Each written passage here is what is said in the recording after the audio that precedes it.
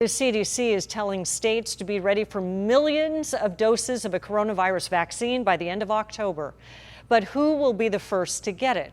ABC 10 News anchor Derek Stahl is going in depth on some newly leaked documents.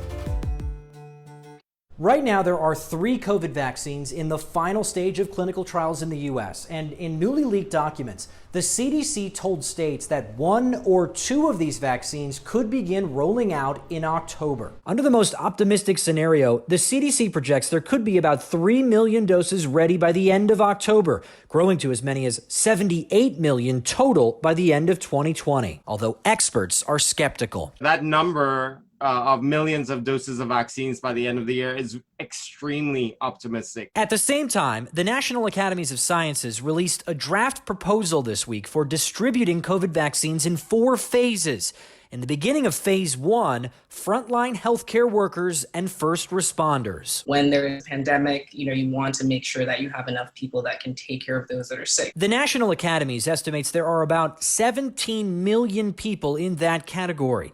In the second half of phase 1, people with multiple high-risk factors for COVID-19 and older adults in nursing homes and other group living settings.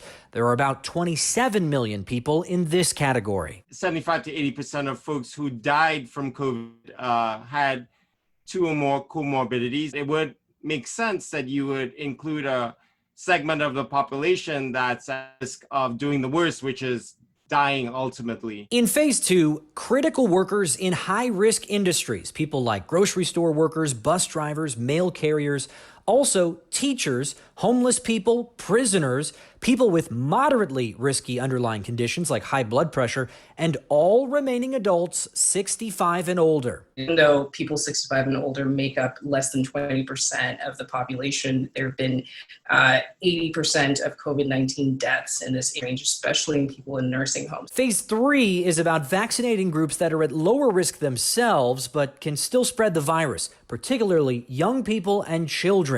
Phase 4 is everyone else. But the CDC's estimates suggest most people will have to wait a while. You have to remember, these are 2-dose vaccines. 30 million doses, that means it's 15 million people who could be covered. So my guess is we're not going to have wide availability until March.